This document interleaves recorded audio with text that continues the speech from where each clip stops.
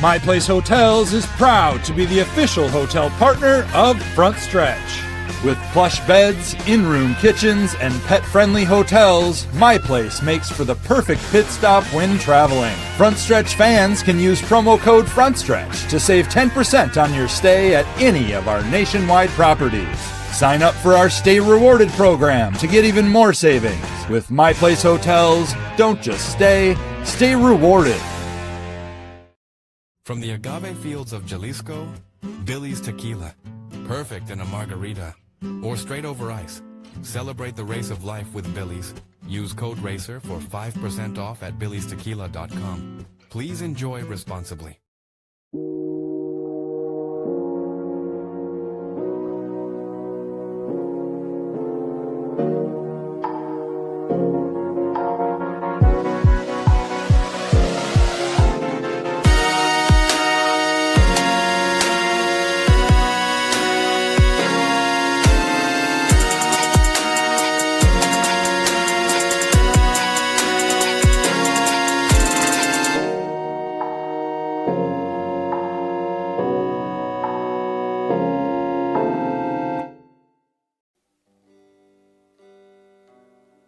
It's not time to make a change.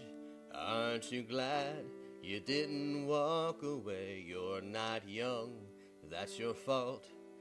There's so much more winning to do. Buy a team, settle down. You can enjoy those things one day. Race some more. It's a lot, but you're happy. All the times that you've cried with the brutal winter you survived. It's hard, it'd be harder had you walked away. Time may be right, we'll see, for a title for old Danny. Either way, your dad would say, that's my boy in victory lane. He'd say, I'm proud anyway.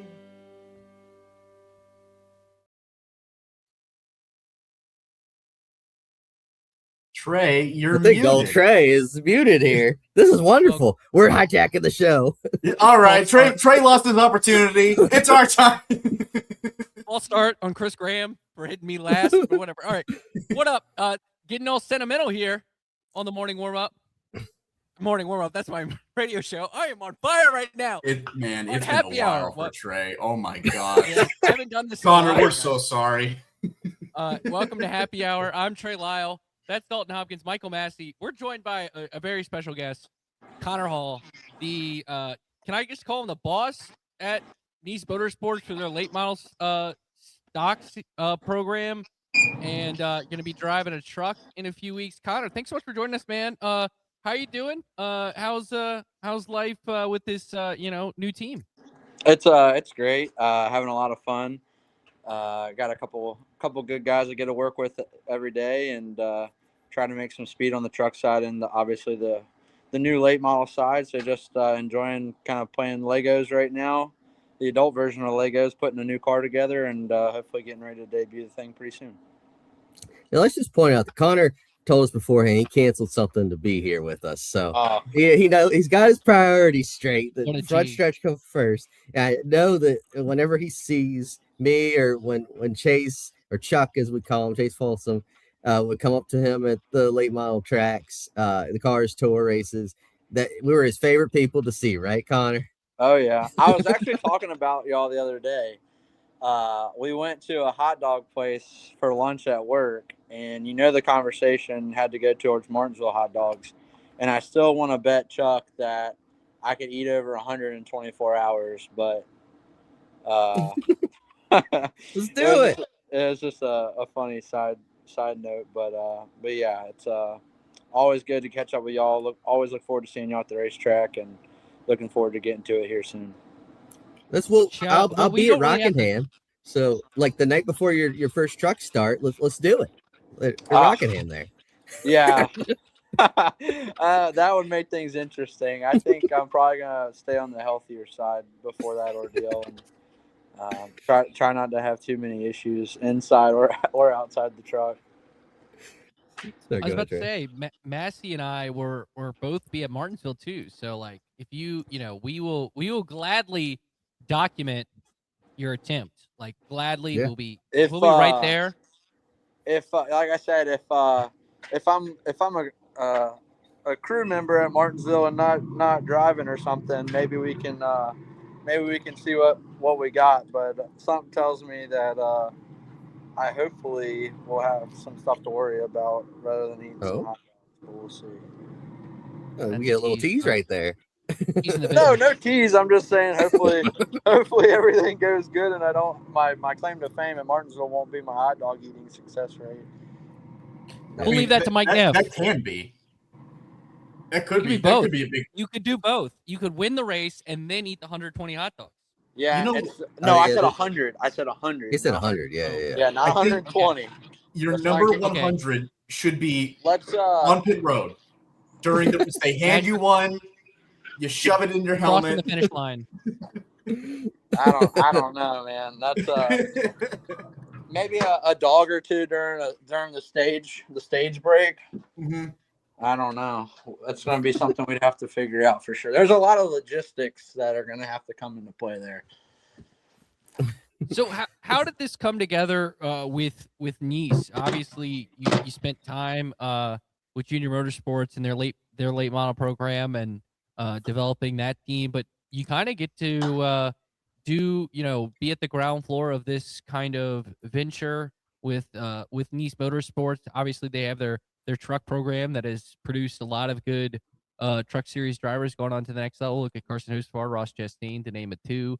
But how did this kind of all come together for you in terms of this opportunity?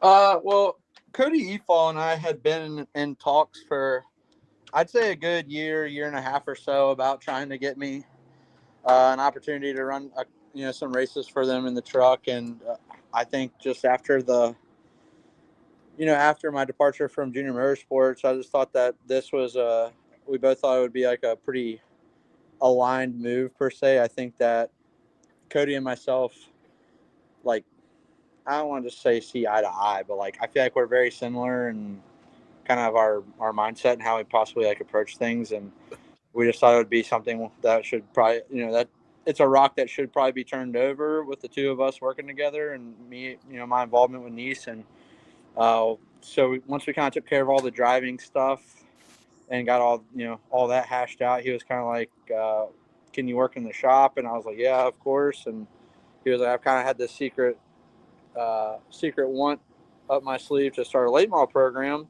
And he was like, I feel like you'd probably be a good guy to help us with that. And as soon as he said late model, I was in. So it's a kind of a dream come true on my side of things, because I get to race trucks on the weekend and I get to work on late models during the week. So I got both sides of the deal licked as far as I'm concerned, and super happy to be with Nice and super ready to get behind the wheel.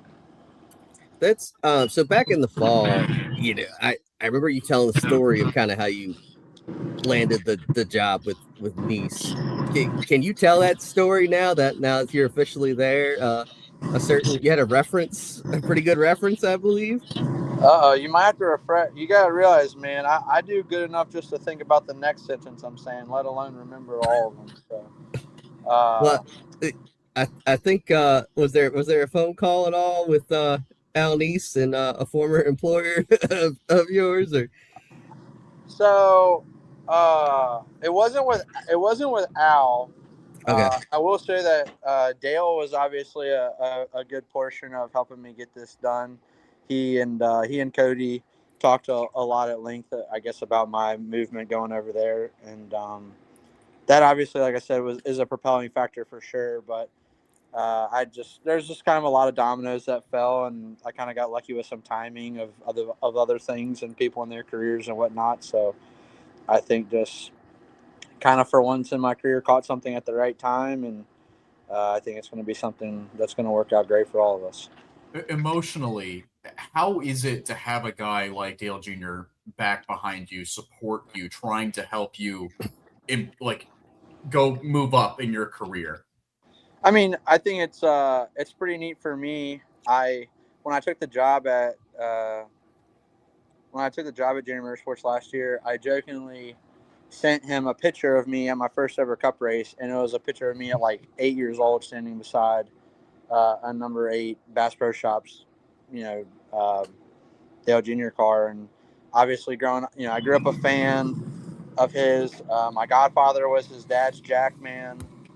He was also the jackman for Dale Jr. And so it's just kind of a lot of cool things for me.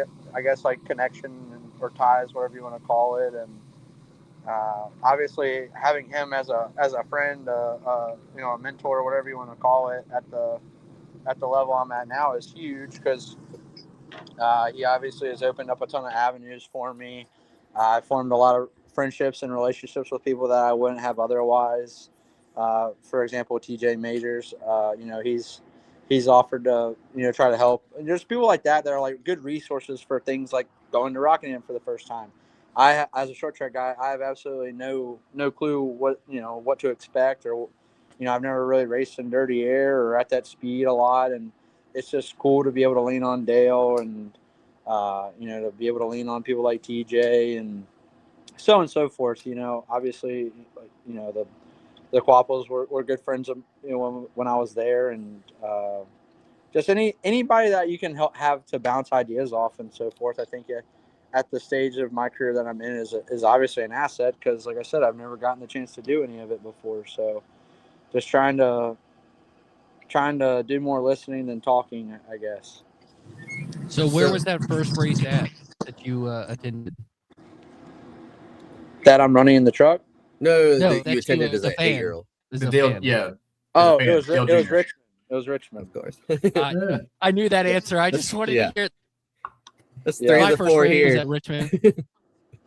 Yep. So pretty cool to be able to make my truck debut there too, a year and a half ago. So a lot of ties to that area, and just it was a super cool small circle moment for me, I guess. Well, let's talk about the future. Let's talk about Rockingham, because how are you getting prepared for that? How much have you talked to Al, talked to Cody? What is your overall take on getting used to the Nice Motorsports crew and getting ready for Rockingham? I mean, obviously, for example, I had sim today. I get to do a lot of simulation work for that. I obviously, being there in the shop all the time with the crew chiefs and whatnot, I get to pay attention to kind of their game plans and how they plan on attacking the weekend. And just, I have so much experience when it comes to the crew chief side of things there, between, you got Mike Shiplett, Phil Gold, Wally Rogers. We have a newer crew chief, Landon Polinsky. They're all super knowledgeable. They've all been to these places a ton. They know the sights and sounds per se and what to expect. And I know they're not the ones behind the wheel per se, but they've just, at some rate, you watch so many of those things, they understand what to expect. So super reliant on them, and just kind of the mentorship by what I would call the experienced group there, and try to ask questions where needed, whether it's to other drivers, friends, people like that.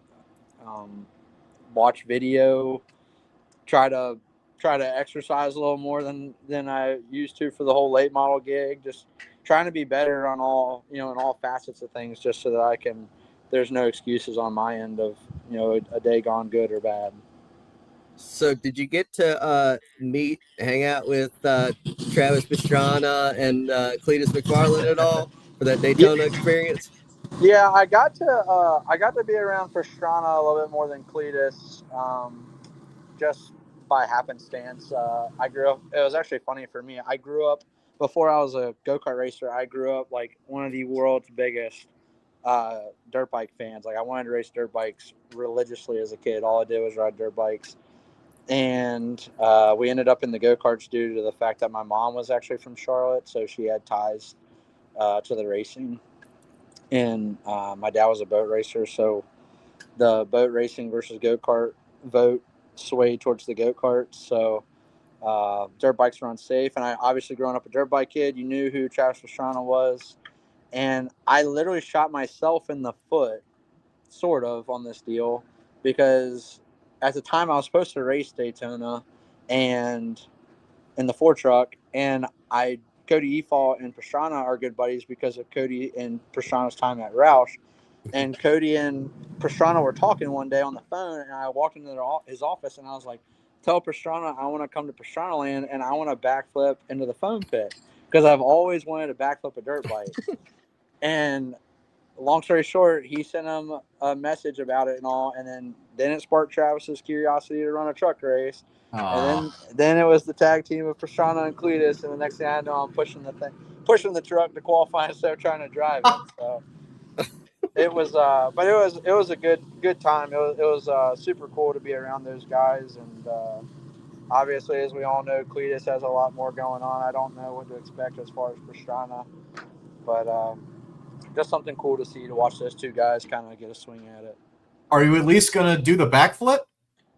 Oh, I mean, I don't know. I reckon at this point I need to probably try to stay safe and worry about doing some truck racing. At the time I was just late model crew chief, not driver, so I have a little bit more on my plate now. So how's the late model program going so far? Like, where are you guys at on that whole thing? And I saw you working with was it Luke Baldwin the other day? I get the 2 Baldwins mixed up. I think it was Luke. Yeah, that was in the modified stuff. That wasn't anything to do with the late model. But the late model's coming along good. Pretty much got the body finished up on it. We pick our motor up on Thursday. Waiting on transmission and exhaust system. Just trying to not get too far ahead of our skis, I guess, and have a bunch of spare parts sitting around. But we're definitely getting close on making the finals on it at least, and getting ready to take that thing to a racetrack here soon. Do you have a racetrack in mind? Yeah, I don't know if that's at my liberty to say, so I'm not going to blab, but it will be way sooner than later. All right. Sorry for my lack of ambiguity. Of attention at times. Oh, that's part of being a NASCAR driver. I'm worried about my chicken breast burning. All right. Yeah, no, I wanted to ask, what are you doing right now, man? What kind of grill? I'm cooking. I gotta. The days of cookout and McDonald's are no more for Connor Hall in 2026. So you're trying to get healthier. You're trying to get ready. You're trying to become pro NASCAR driver. Yeah. Yeah, we're down around 12, 15 pounds depending on the day and what I try to eat. So just gonna try to keep going a little further south so I can fit in some of those older driving suits of mine. What's your exercise routine? 12, 15 pounds. What are you doing? Well, I think a lot of it's trying to eat right. I'm a huge food guy. Like, I love food, and I could eat like 5-6 full meals a day. So I feel like a lot of it has just been watching my intake rather than. I don't necessarily think I was like that unathletic or like that stagnant in my life. I think I was just honestly eating that much. So replaced chicken wings and cheeseburgers with chicken breast and broccoli. So. Not that much fun. I still, as you can tell, I am a sucker for smoking some stuff every now and then. So I've been big into about every 3-4 weeks I'll do a brisket or something to kind of like reward myself here and there. But Connor, a comment. Go ahead, Dalton. Sorry about that. I was just gonna say like one day a week. You know, you got to reward yourself with something. Trying. But the issue is you start seeing that scale go down, and that one day a week. It's like, man, I only ate bad 3 days ago, and then you're like, well, darn, I'm eating bad every other day. So I'm just trying to kind of go with I always joke about like the Army mindset, like just boot camp it for 90 days straight, and you'll be way more thankful about it than if you were to slack on and off. Well, I'll tell you what, speaking from experience. Yeah, I was gonna say, speaking from experience, if you have a guy scream at you while you're running, like every single day, and you wake up at 5 a.m. every day, you're on the right track. So there you go. Yeah. Yeah. Steve, in our comments section here says, "What was the hardest thing for you when you were learning?" I'm assuming about learning what I was gonna say. Learning about math is hard. But I'm assuming about like the question is based around like the hardest part of learning, like the discipline of like driving, I guess. And I guess. Yeah. a lot of racing? the deal in the late model world when I was coming up was based upon saving tires. The tire was softer, and you come out of a Legends car where you're just gun ho nonstop. So you go from 25, 30 lap sprints to having to worry about running 150, 200 lap races on the same set of tires. That was a really big learning curve at first. I would say now with like going into the truck stuff, just honestly, I really don't know the answer yet because I'll have better answers once I obviously get more time under my belt, and then I'll be able to look back and go, man, this was probably the hardest challenge to doing this. But right now, I would say the hardest part of my job at the moment is trying to, with such little seat time, trying to play catch up to the guys like Lane Riggs or anybody along the lines of that, where like I grew up racing against these guys. I know I'm capable of racing against these guys, but they have the truck experience over me now. So, it's my job to figure out how to bridge that gap. And, that it starts with stuff that's small, but like, for example, how do I go into the simulator and understand the correlation between this is what I feel in the simulator versus what it's going to feel in real life? Because I know they try to get it exactly as close as they can, but at some point it is just a tool. Sometimes you might be the balance might be a tiny bit different, the arrow might be a tiny bit different, and it's just my job as a driver to put all these correlations together, whether it be trying to watch videos, whatnot, to play that game of catch up. So I guess the hardest part of truck racing so far is the fact that I'm trying to get 100 races worth of experience before my second race ever. Connor, final question. Oh, go ahead, man. Here I go. We see a lot more of the car store guys getting opportunities now in trucks. It feels like, I mean, obviously Carson Quaffles and O'Reilly, but then you got Minnie Tyrell, your best friend Butterbean, Landon Lewis, all these guys that have come through the car store yourself now. Where it feels like 5 years ago or so, that wasn't really happening. I don't know. Why do you think that is? I guess the ownership has something to do with it, the new ownership, but how cool is it, do you think, to see kind of these guys that you came up racing with? Y'all are all kind of trickling up the ladder together, I guess. Yeah, I mean, obviously it's cool to me. It's been my dream. I know it's those guys' dreams as well. And I thought there for a while, I'm gonna say people like me, people like them, whomever, didn't really, our shot was such a long shot, and obviously it still is. We're to be able to even step inside of a NASCAR truck, we're way less than even 1% of the population of racers across the country that get to do it at this level. So obviously it's a dream come true for them. It's a dream come true for me. I think there's a lot of guys out there that have worked really hard to get to where they are. And, I feel like I've done that myself and try to position myself in the best place possible and just continue, no matter how discouraging the road has ever gotten. I just try to continue working hard and doing the things that I think make Connor Hall who Connor Hall is. And what I think has given me the amount of success that I have been fortunate enough to have, and just keep trying to lay down those building blocks so one day you might end up with something. And obviously without Cody Efall, the ownership group at Nice, and everybody behind me there, our partners and all, it wouldn't be possible. But I think without that mindset, I'm not a spring chicken. I'm 29 years old. I think a lot of people get discouraged and throw in the towel probably before 29 or whatnot. And I think it's just super important that if it's something that you believe you're truly put on this earth to do, you need to continue putting in that mindset and the work ethic to make that happen. And I think the one that really stands out to me is obviously Brendan and I. We grew up arena racing against each other at 12 years old, and I thought that it was the two of us, obviously from our area, had a really good shot at trying to make something, making a run at it. So it's really cool that we've gotten to race each other at each stage, and we continue to do so. And hopefully for the both of us, we both make it through trucks and make it further on.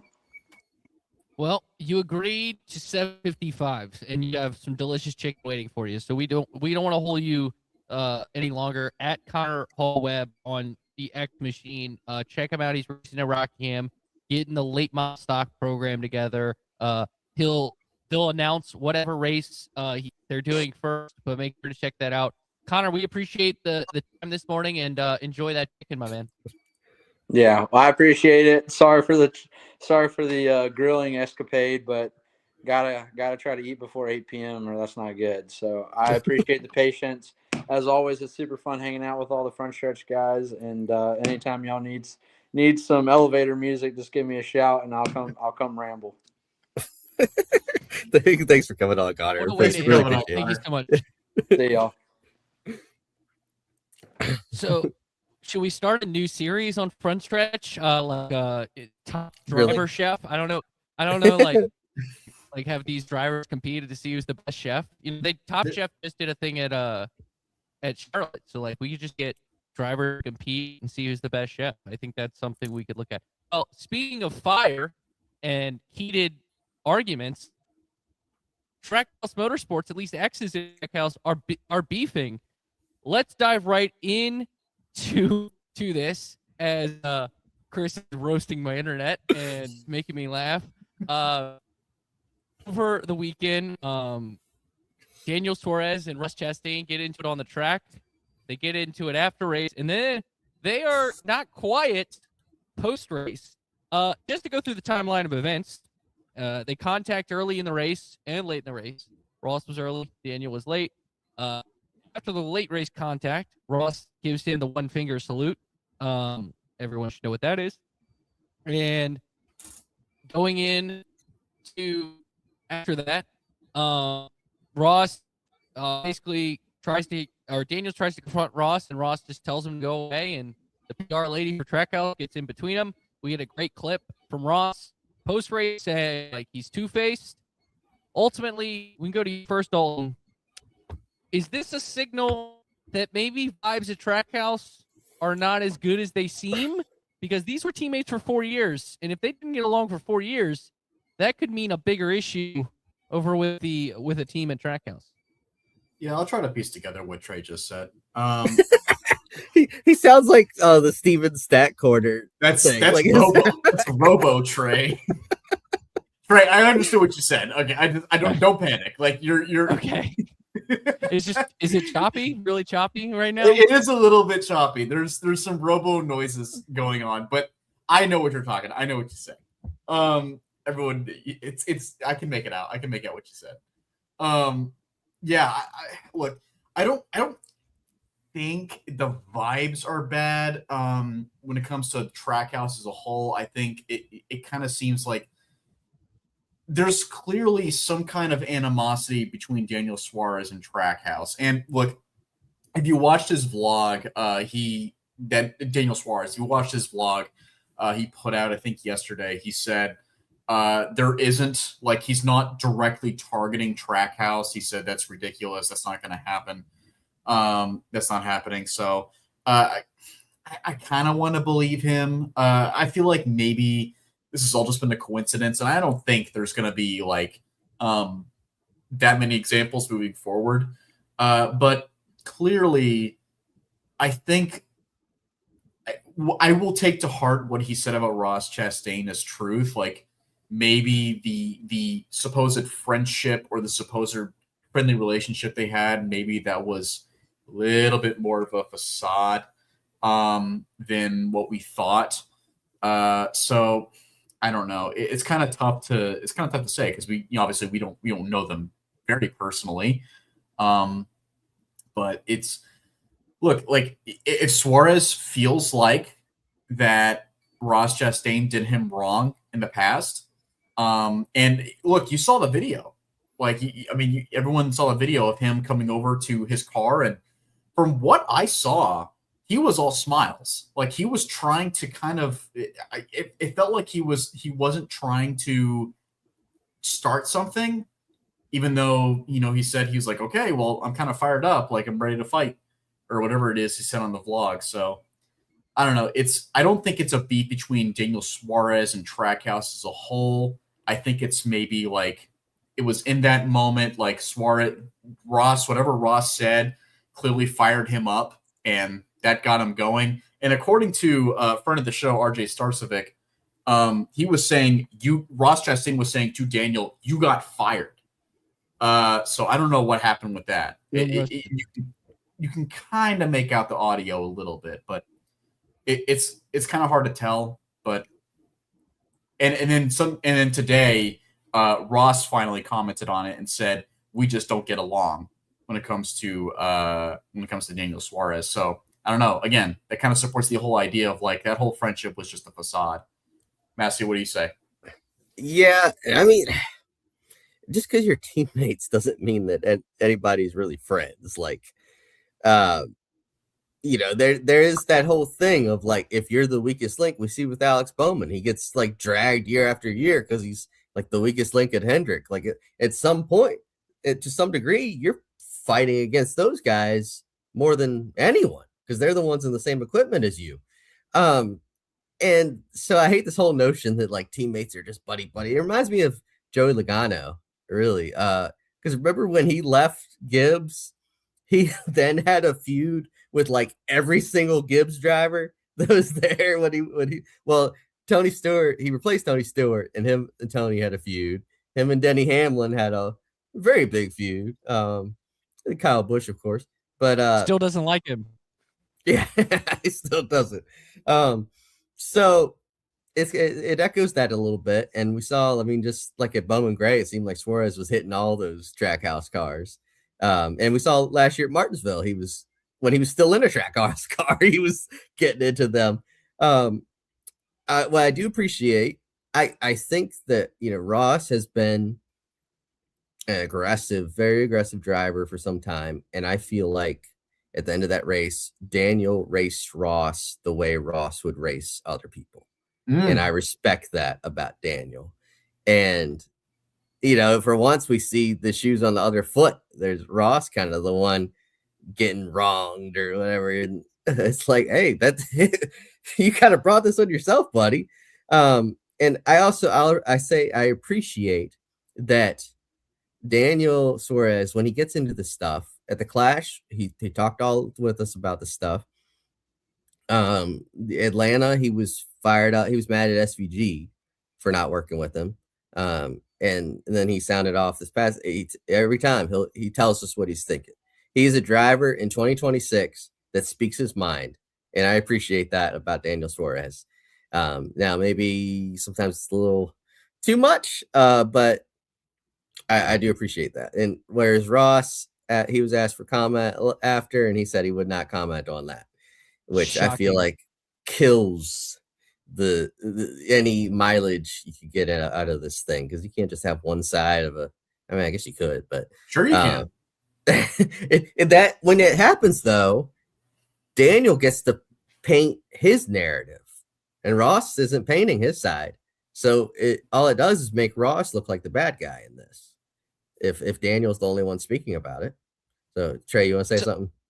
Yeah, I was going to say, hopefully Wi-Fi lasts for this point, because I think it's a good one. Let's go to the founding of Trackhouse. Who was the poster boy?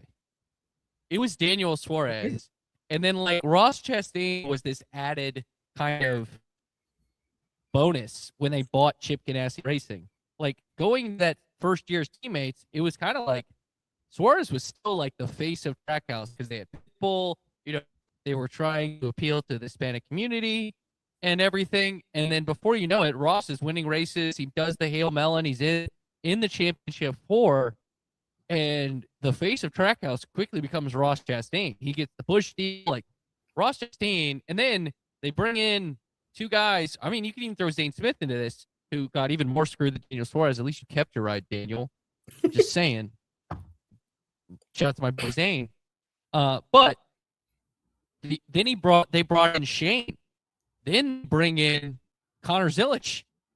Like Daniel's sitting there like, you promised me to be, this was mine. And it does seem, I don't want to say jealousy is the right term, but he does feel like very misled in terms of joining this team initially when he joined the team. as kind of the face of the team. And less than a year, he was no longer the face of Trackhouse, and now is out.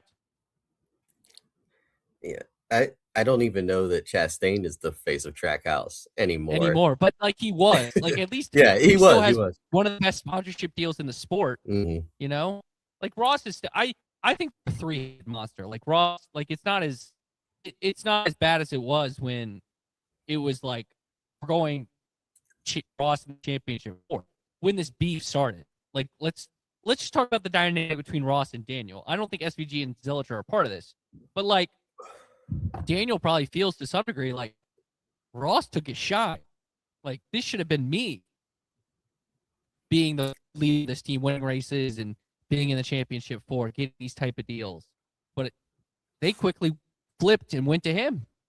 I feel like that could be where the beef starts from. It's like two guys who are going for the same spot at the same time, even though they were on the same team, create that friction. So whereas before, is there a problem with the vibes of Trackhouse as a whole? I don't think so. But you could see how the competitive environment that Justin Marks created at the start between two guys created kind of this rivalry that naturally formed between Suarez and Ross. I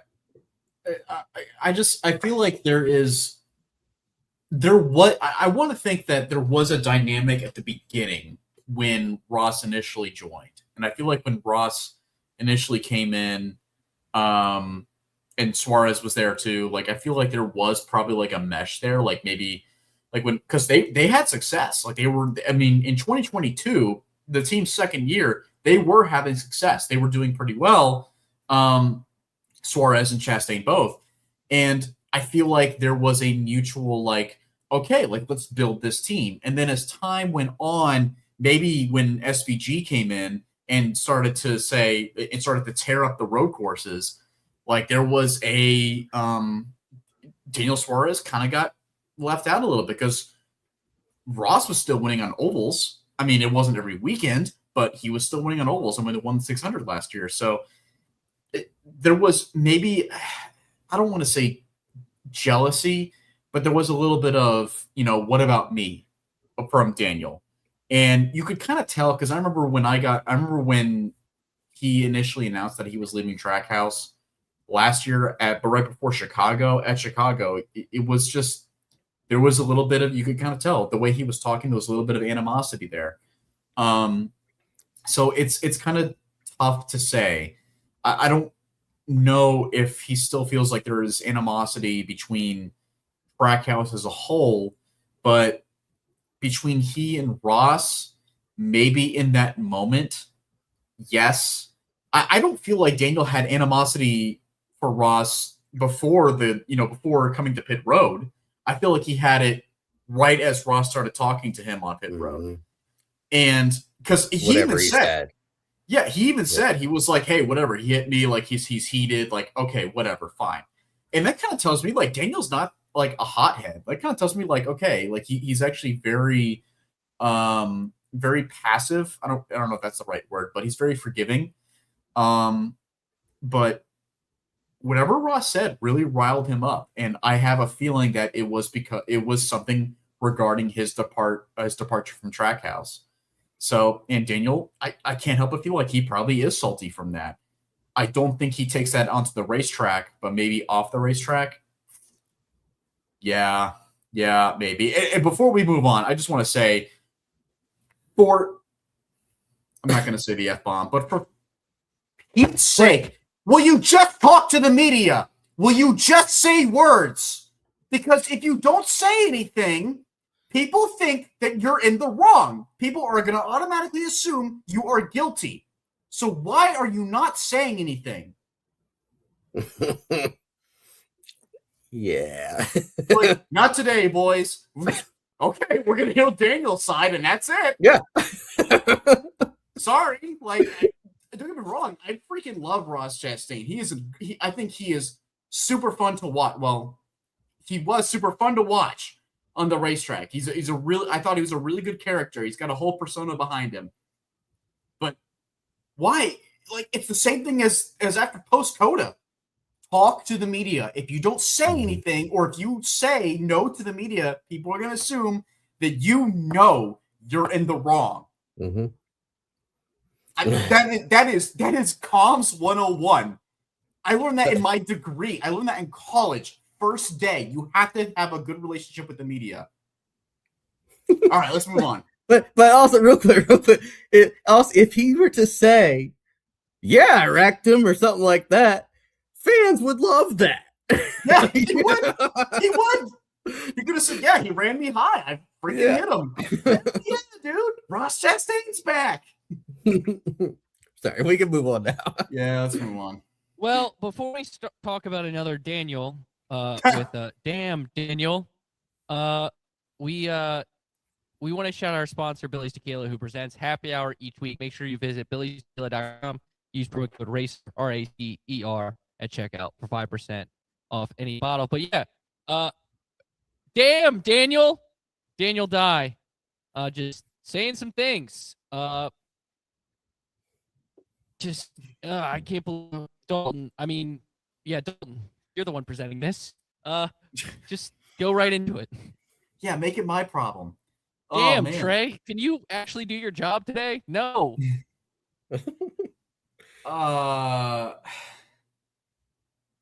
Yeah, what did he say, Dalton? Yeah, let's say it verbatim. Yeah, do verbatim what he said. You know, the thing is what?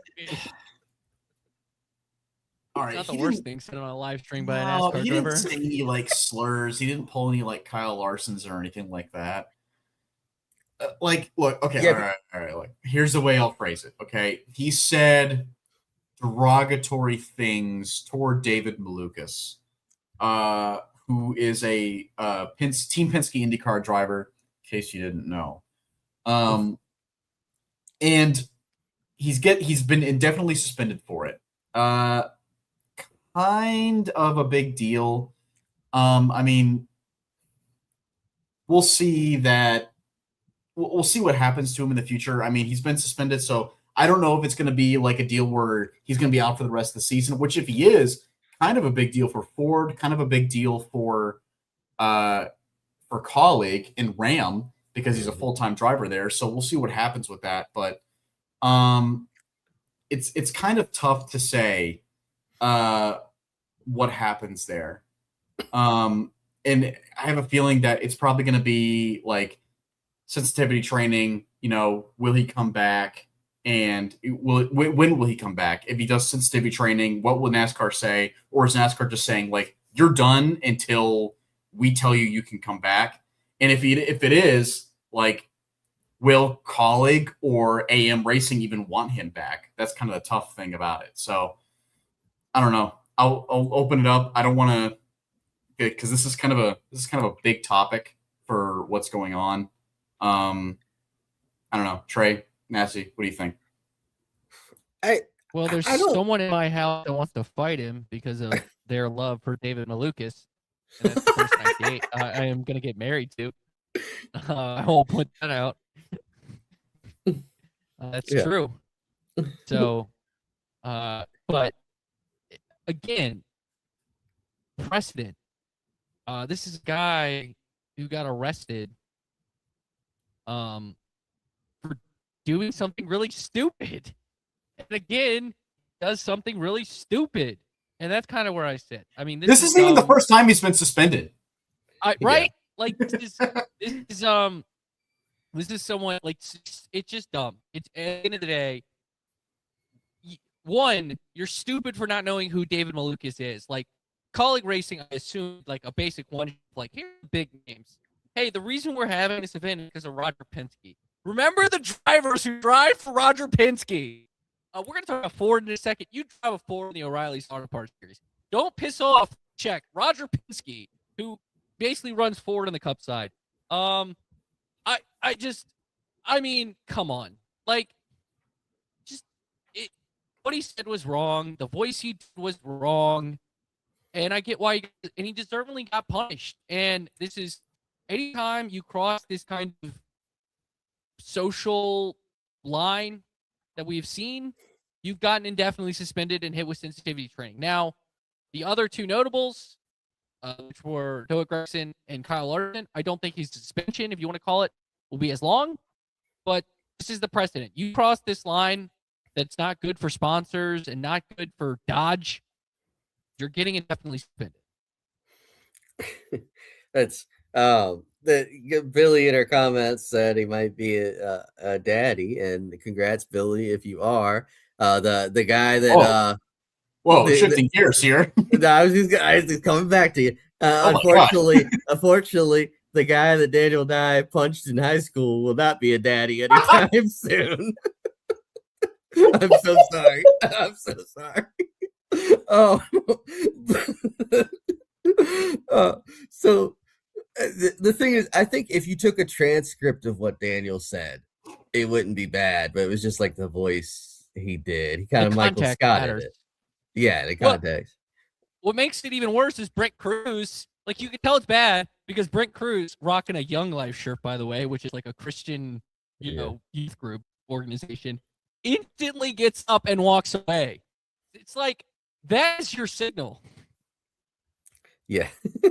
But the thing is, I don't know which way we'll go, because these sensitivity training suspensions, we've seen them go different ways. Like, obviously there's Kyle Larson, Noah Gregson, where they were out the rest of the season. Then there's ones like Haley Deegan. I don't think she missed a race. Jeremy Clemens might have missed like a race or two. He said he just went to like 1 8-hour class and was right back, basically. So, but weren't those on the track? Do what? On the track? Clements, yeah, they were like like Kyle Busch. On the radio. I think like Kyle Busch said our word post race at Martinsville, and I got the clip, and he's like Brad tried to pull a Harvick, which is blank because he wasn't going to make the championship 4, and he got a fine and sensitivity training. So it's like at the track. I think when it's outside of the track, when you're it might be a little bit different, because at least you could argue if it's in it. This sounds bad, but I'm just using I don't necessarily agree with this point, but the heat of the moment argument, which is, again, I don't know the best argument, but an argument. It shouldn't matter. I agree. Yeah, I'm just telling you why they're different. Like, Trey, I can't believe you would say that there is a difference between the two. Okay.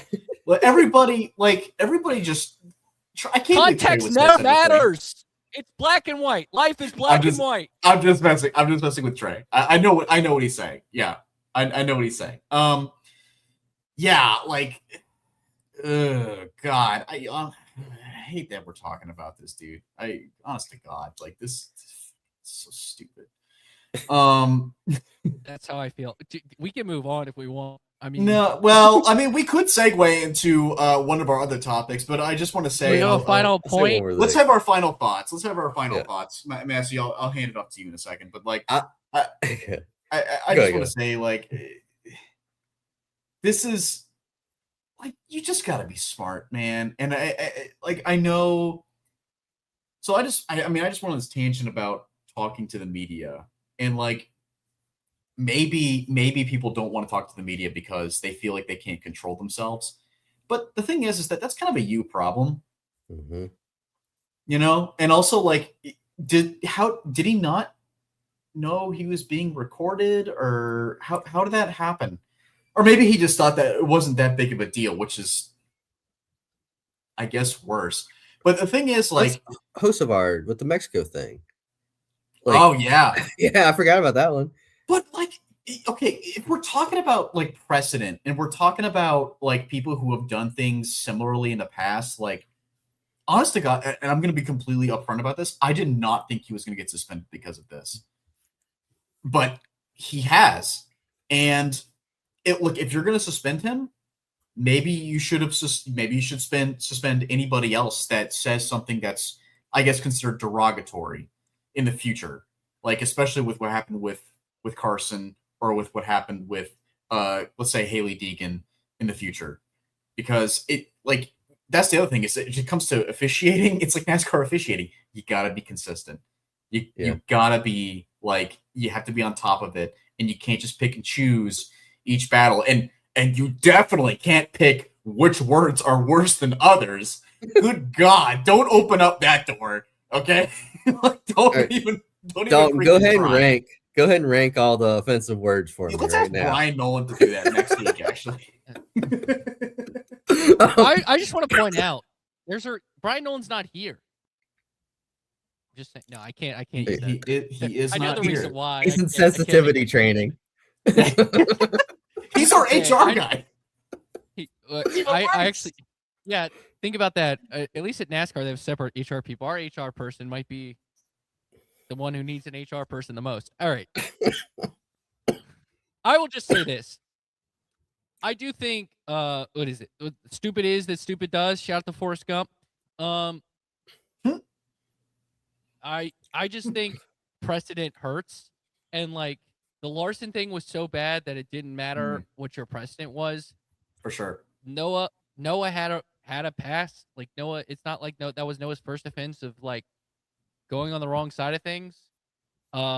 This is not like, if you want to be a sponsor and also you want to bring a new OEM into the sport like Dodge, I mean, I think the margin is very thin, and he crossed it. All right. And he's got, let me give the final thought. He's got final thoughts. He's got, go. He always has suicide prevention on his car. I had this conversation with Storm Durham earlier. Yes. Yeah. So just the irony of that alone, where that's an organization that could be like, we don't want this going on. I just want to say, Mass, before we continue, on the NASCAR on Reddit page, the first page that actually like put this out, it says over 70% of all money going to Race to Stop Suicide is being given to Daniel Dye Racing as advertising and promotion. What? That's what this says. That's what you call the NASCAR. It's the NASCAR on Reddit. So take that for what it's worth. Are we preventing his suicide or something? Like we got to put him in the ride to stop it. Jeez. Yeah. The views of Chris, Michael Massie. If you can find it. The views of Michael Massie. Let me try to put it in do the, not reflect the chat. But I was just gonna say though, I hate indefinite suspensions. I wish it was just definite, because you don't know. He might be back this Friday. He might be suspended for 2 days. He might be out the rest of the year. Mm-hmm. You just don't really know. He's not going to race this Friday. Probably not this Friday. But that could be something cool to watch going forward, as Colic could have 2 all-star trucks. Announce 2 drivers each Saturday. But we can move on now. No, what they should do is who's the guy that finished second in the race for the seat? Carson Ferguson. Yeah, he should get it. The rest of the year. All right, final topic. Speaking of young drivers, Ford might have an issue on its hands, Michael Massie, when it comes to a pipeline that suddenly looks pretty bare. The pipeline burst. There's a big old hole. There's all this talent. None of it's getting through. A big problem with Ford's pipeline, I think, started when Penske and Roush, these 4 teams, shut down their programs. And now, with Haas leaving after last year, what do we have? 2 full-time Fords? 3? In O'Reilly? In O'Reilly, yeah. 2. And then you occasionally have the 52 out there for correct Daniel Dye. Not for much longer. Yeah, what happens with that? But trucks, there's quite a decent amount of Fords. You got the Thor Sport, you got Front Row, and there's some prospects there that could, Chandler Smith and Lane Riggs, I feel like are Cup talent drivers that deserve. And just like the Thor Sport guys never get a fair shake, which is always just. But Thor Sports changes manufacturer like every 3 years. Like, yeah, they do. Just Toyota. They were there. But it brings up a bigger issue that there's just not really a pipeline. And it's one of those things, people are already talking about silly season for this year. Like Austin Cindric's contract is up. Cal Tracer put out a tweet that all 3 RFK racing drivers are racing for a job right now. But my thought is, who would replace any of these guys? There's no one. They'd have to look for talent elsewhere. So what do you guys think is up with this whole Ford pipeline? And I don't know, who's the future of Ford? Well, I mean, they put Chandler Smith in the 5 for the last 2 weeks, so I would say maybe they're kind of hoping that he goes somewhere. Or on the other hand, I mean, you can still poach guys from other teams. Like look at the way that Toyota is right now. I mean, their pipeline is backed up. Same thing with Chevrolet. I mean, they got so much young talent coming through that they can't even move guys up to freaking Cup yet. Look at Corey Heim. Yeah. They can't even move him up to Cup yet. I mean, that kid's a phenom. Like, that kid's amazing. So, like, I don't know. Like, if I'm Ford, I'm kind of like, dude, they're doing the pipeline stuff for me. Like, I don't even have to put the investment in. Like, I can just steal it from them. Yeah. But you got Taylor Gray, Suarez, Brent Cruz. Yeah. I mean, the best young driver in all of NASCAR drives a Ford. So that's true. I mean, and Zane Smith. Nick Sanchez? Jake Garcia? That's a point I really didn't even think about. Ben Rhodes. Thank you. Sorry, Trey. Go ahead. I would, but like, let's look at the guys who are the most successful Ford drivers. Outside of Joey, he all came up through Ford. Like Busher came up through Ford. Brad came up through Ford. Obviously Blaney. I mean, look, like, you could argue there's one point. Look at how good, like, if you look at the history of Brad BFK Racing in the truck series, like, you know, look how many good Briscoe, Cindric, Blaney, Reddick all came through there. And they had a good program. Like, that's the thing. Like, well, yes, you're right. You can't poach it. But the thing about that is that's going to cost like a lot over time. That costs way too much money. And like, you're going to have to pay more to get guys. And you're going to, at some point, you're going to need young talent to develop. And I do think, like, to me, I had an alarm when you had all these mid-level Ford teams that have shown growth. Like, I think of Ryan Sieg's team.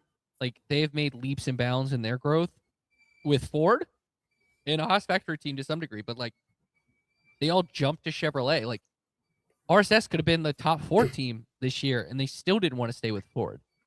And I don't know if that's Ford because Ford is now doing this heavy thing in a Formula One, and like they don't want to have a driver development program on the NASCAR side. Penske doesn't want to do it. Like Penske, the 22 car is just gone after Cindric, and you don't see that anymore. I just think long term, it's financially better for you to build a development program because like Chevy has one, Toyota has one. Dodge is kind of laying the groundwork with one if you want to throw Dodge in there because they're starting with a truck program. But like at some point, like if you're not gonna have seats at the bottom, like you're not gonna be able to poach dudes. It's just it's gonna get too expensive because you're gonna have to pay, you know, like think about this. If Ford wanted to get Corey Heim, they're gonna basically have to double his 2311 contract, and that would be expensive. Yeah. Well, I'm not saying specifically Corey Heim, but like no, I'm just using that as an example. It's not. I don't think Corey Heim's gonna. I'm not thinking Corey Heim's leaving. I'm just using him as the example. If let's say, if Brad does retire, if Brad retires from RFK, so that's number six car is open, and let's say Brent Cruz is, doing a lot better.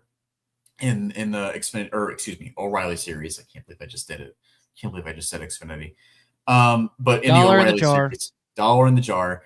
But if he's doing a lot better and Brad says, hey, and Joe Gibbs is still log jammed, and Brad says, hey, like, you want to come up to Cup and drive the number 6? Like, I'm not saying no to that. Absolutely, I do.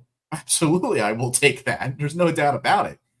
I think there's just not enough spots for those guys in the bottom. And I think unless you're content with staying in the O'Reilly series or the truck series, like say up in Rhodes or a Matt Crafton who's now retired, if you're Ty Majeski, if you're content with staying down there, then great, more power to you. But I seriously doubt Lane Riggs is content with that. I seriously doubt Chandler Smith is content with that. I seriously doubt that Nick Sanchez is content with that.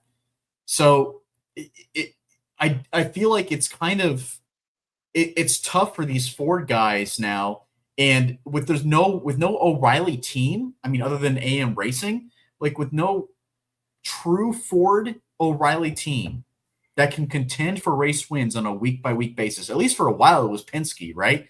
But now they're kind of gone. And Haas factory team, and let's be honest, Haas factory team looks freaking great this year. Mm-hmm. I would say even better than last year. So shoot, if I'm one of those Ford teams like AM or Hettinger even, and I see the improvement that Haas has made, dude, do I even want to race a Ford next year? Yeah. I don't know. It's kind of tough. And if you get rid of this pipeline and you get rid of that middle piece, it's just going to start falling through. It's just not going to go anywhere. It's going to start falling into the Chevrolet, the Toyota pipeline. There were rumors during at the end of last season that Alpha Prime would be going to Ford and like spearheading it, and it didn't happen. So that just tells you right there that Ford's not putting up enough money or influence to get people to switch over to their manufacturer in the lower levels. Whereas it seems like maybe it's just a different leadership there than it was 2017, where they threw the money at Stewart-Haas Racing to get them to switch their whole Cup team over, like a big power play, and Penske not long before that. So that's the thing, like CEOs change and then visions change and all that. One thing that Brad Keselowski was on Dale Jr. Download last week, and he talked about, they asked him what would it take for him to start up an O'Reilly team, and he said to compete with JRM, RCR, Gibbs, the big teams there, you need 4 cars. And he said, so that's a $20 million investment right there. And he was like, if you made it so the Cup guys could run the whole season again, he put 1 Cup guy in there, and that would help fund the other 2 or 3 cars, which I don't agree with. I think Brad was delusional about. He acted like that was the heyday of O'Reilly, which that's when he made it. So I get it, but that's how they're looking at it. These Cup owners now, the Ford Cup owners, that it's not worth it to enter O'Reilly without their Cup guys able to drive it. So just something to think about. Well, give us your thoughts on how Ford is going to handle its future in the comment section of the video. If you're listening on the audio feed, leave us a review with your thoughts, or you can go on the socials at Trey Lyle VT, at Pitlane CBT, at M_Massey22, at Frontstretch. Now it's time to celebrate, boys. It's time to pour one out. But first, let's hear a word from our great sponsors. My Place Hotels is proud to be the official hotel partner of Frontstretch. With plush beds, in-room kitchens, and pet-friendly hotels, My Place makes for the perfect pit stop when traveling. Frontstretch fans can use promo code Frontstretch to save 10% on your stay at any of our nationwide properties. Sign up for our Stay Rewarded program to get even more savings. With My Place Hotels, don't just stay rewarded. From the agave fields of Jalisco, Billy's Tequila. Perfect in a margarita or straight over ice. Celebrate the race of life with Billy's.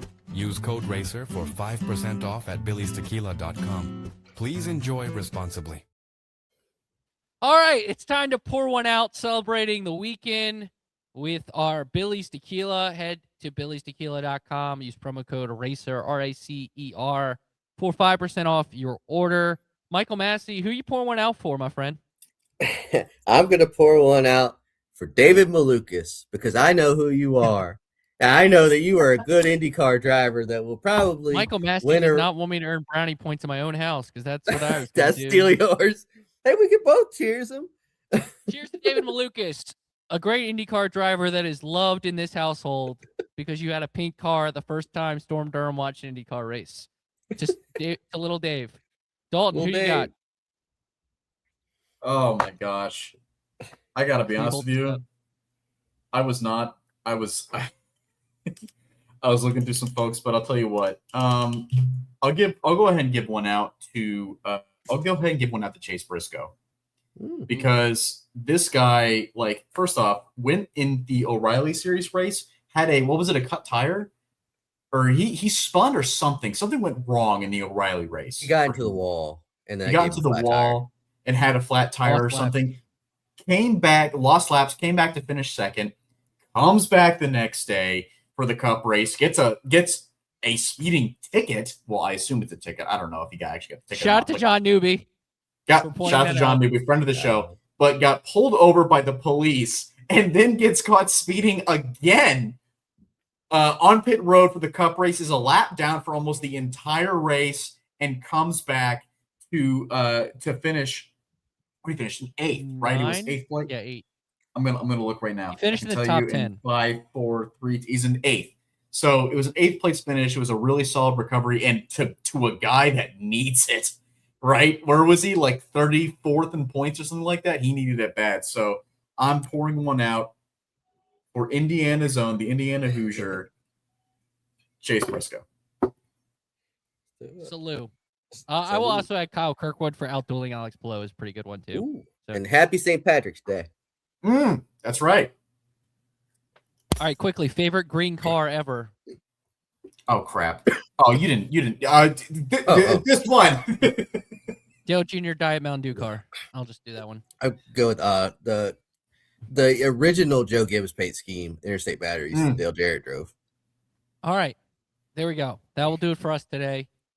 For Chris Graham, our great producer, Chris, great job. We are only 6 minutes behind. I give us, I think we did pretty good there. Massie, anything you want to plug before you get on out of here? I'm gonna write a column this week, a Fire and Fridays column. Look for it on Friday. I don't know what I'm writing about yet, but the topics are just coming at us this week. Dalton, are you going to Darlington? I am going to Darlington this weekend, so be on the lookout for my coverage this weekend of all of sidebars from each race, and thinking I will not be doing thinking out loud. So be on the lookout for that. But to be determined. We'll see. Got it. It won't be me. But for me, I will have Bringing the Heat with Trey Lyle, the award-winning podcast that's never won an award. We'll have a great conversation that Massie had with Minnie Tyrell. Caleb Barnes will join me, and we'll be talking more about this stuff. So join us for that. And before we get on out of here, shout out to Chris. Thanks. Great job today, Chris, for keeping us in line. Sending thoughts and prayers to the Nolan family as well. So do want to actually put some nice words out there for Brian. He'll be back next week. But am sending thoughts and prayers to Izzy and him and his family and Izzy's family during this time. So do want to end with that. But for Michael Massie, Dalton Hopkins, I'm Trey Lyle. Thanks so much to Connor Hall as well for joining us at the start of the show. And hope you enjoyed that chicken. And so long for this episode of Happy Hour.